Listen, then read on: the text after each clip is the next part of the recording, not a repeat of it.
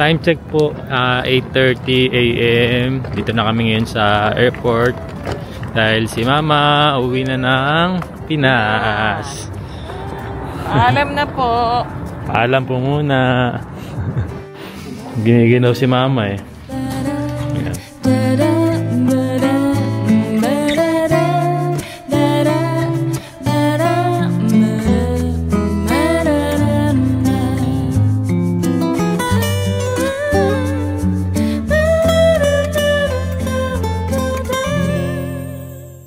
Goodbye Japan.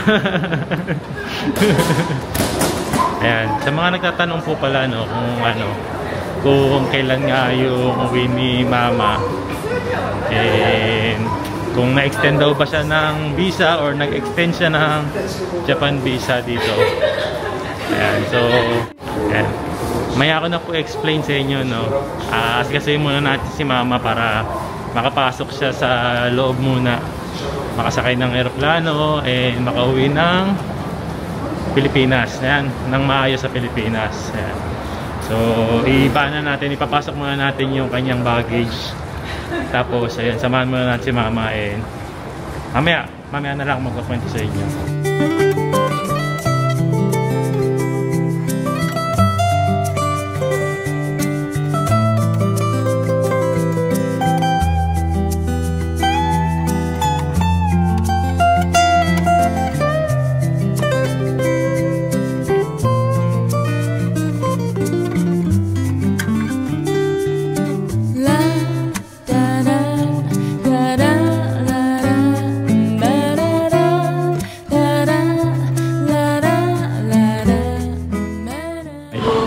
Bye.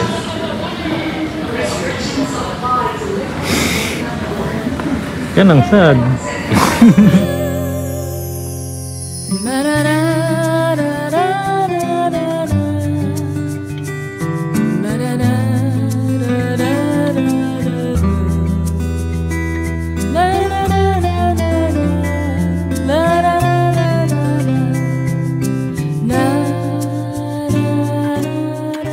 Na nga po namin si Mama.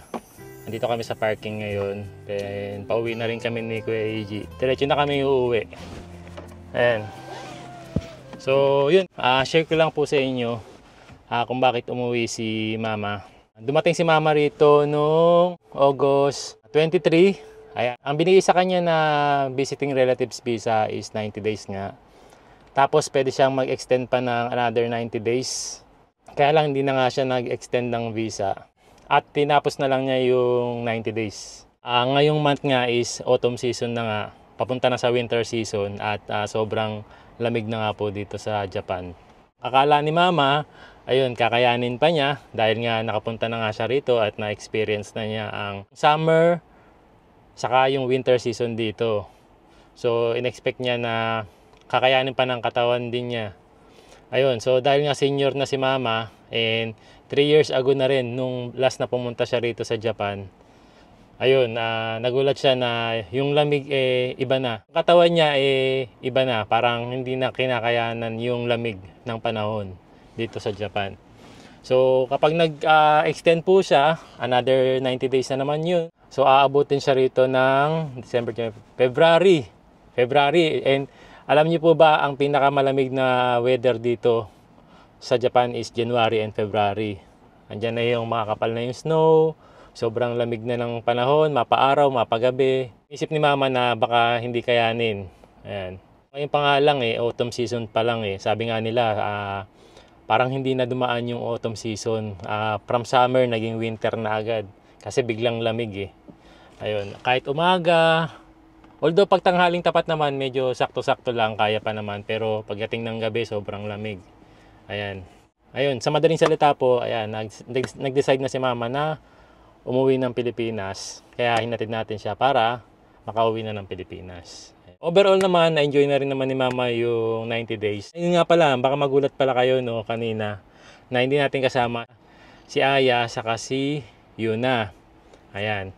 Dahil nga winter season na po rito, isa pa yan sa dahilan kung bakit ang hirap ng situation dito sa Japan kapag malamig na ang panahon. Ayan, uso na naman po ang influenza. May sakit po, nilalagnat po. 38.5 siya kagabi. No? Nakita na namin yun, naramdaman na namin yun umaga pa lang. Masama na po ng ng pakiramdam ni Yuna.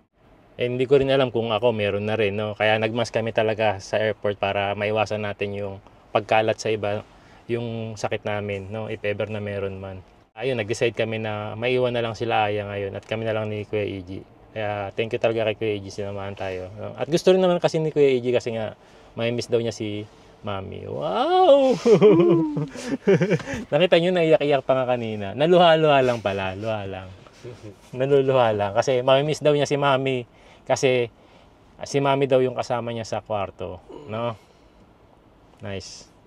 Okay. So yun, uwi na po muna kami. Tapos, dediretso pala muna rin kami ng pagupitan para pagupit si Kuya EG. At mahaba na yung buhok. Meron siyang nalalapit na choir contest.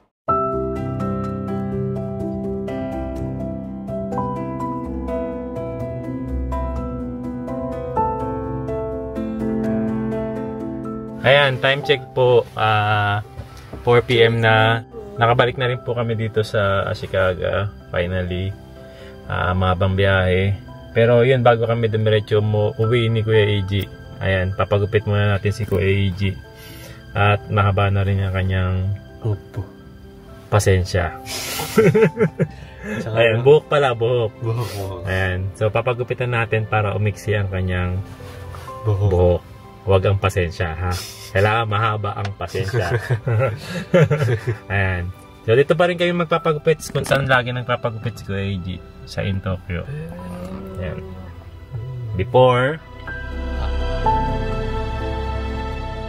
Ay! Warimashita. New look. Anong tawag niya sa gupit mo, Kuya? Low fade. Low fade, pati nga yung gilid. Sa likod po. 2 days ago po, nakauwi na nga si Mama. Dudugtong ako lang yung vlog na yun kasi hindi tayo nakapag-vlog kasi medyo masasama na yung pakiramdam ng mga tao dito sa bahay. O kahapon, ayan, kahapon kasi masama na yung pakiramdam ni Yuna kaya hindi na namin pinapasok. Tapos pina-check up na ni Aya kahapon. Ayun, nalaman na merong influenza si Yuna-chan. Kung dati dito, ang tawag dito nun is coronavirus. Ngayon, tinawag na lang nilang influenza. Pero parang gano'n na rin siya. Kaya hindi na muna pinapasok. So may gamot na si Yuna-chan. And advice nga ng doktor na wag daw po munang papasukin sa school hanggang Thursday. Kahapon naman, si AG pumasok siya sa school. Pero bandang hapon, tumawag yung school na si AG daw nilalagnat na. Kaya yun, kaya umuwi na agad si AG tapos pina-check up na rin agad ni Aya sa clinic. Kaya lang, nung chinek up si AG sa clinic, wala naman daw influenza. Silang dalawa ngayon ay Yasumi, si AG saka si Yuna. Ayan, buti na lang talaga, wala akong pasok ngayon sa trabaho. Ito pa ang bonus dyan. Ngayong araw, pagkagising ko, ayan, medyo masakit na rin yung lalamunan ko. Medyo inuubo-ubo na rin ako. Expect na rin naman namin yun kasi siyempre magkakasama kami sa bahay. Ayan, madaling umiikot yung sakit. At lalo't maliit lang naman din tong bahay namin. So, kinamusta ko naman si Mama na nasa Pilipinas na ngayon. Ayan, sa awa ng Diyos, hindi naman siya naabutan nung sakit. Kasi wala naman daw siyang nararamdaman. Gagawin ko muna ngayon dahil wala naman tayong pasok. Linis muna tayo ng bahay.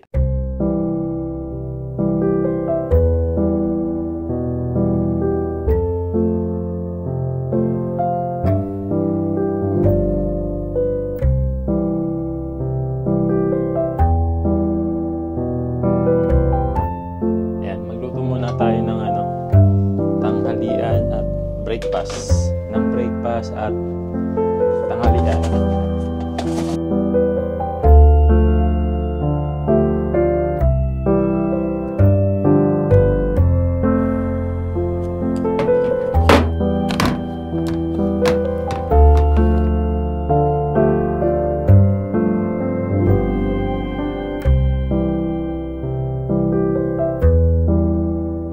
Yan, luto naman ako ng longganisa.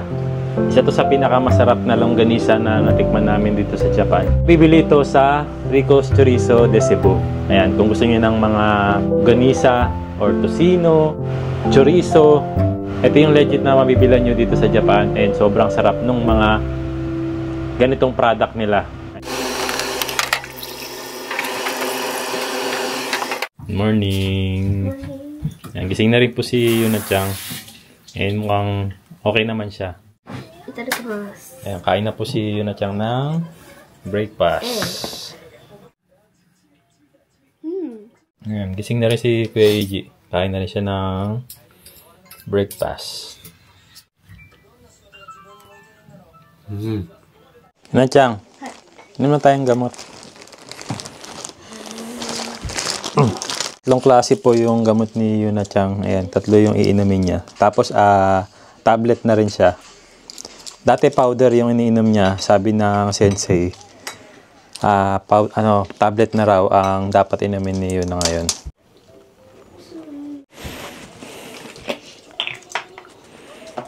Galing ah.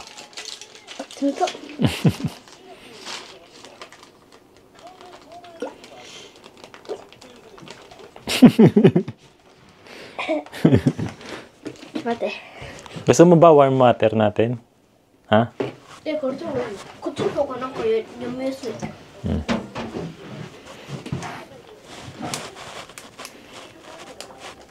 Galing ah. Oh, ayan, mahulog pa.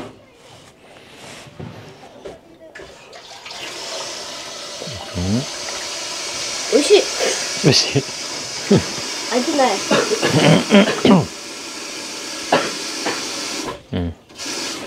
Okay. Ayo. Nice. Magandang hapon po. Ayan, so nasa trabaho talaga ako ngayon. Kaya lang, ayan, magbabalak akong umuwi. So, sa tingin ko, kailangan ko magpa-check up na rin sa clinic. Kasi pangalawang araw ko na pong nararamdaman na medyo masama na yung lalamunan ko din. Ayan.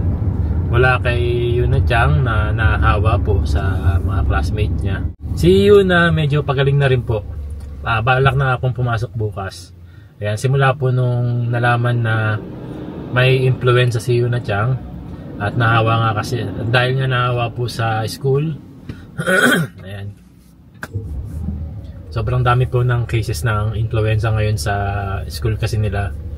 Ayun, 4-5 araw na ata yung kay Yuna-chan pero pagaling na naman si Yuna.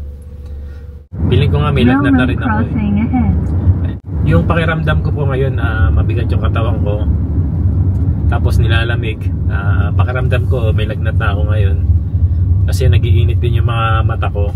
And napansin nga ng mga katrabaho ko na wala na raw yung mata ko. Pero akala ko kaya ko nga yung araw na magtrabaho. Pero hindi kaya eh. Iba yung pakiramdam ko.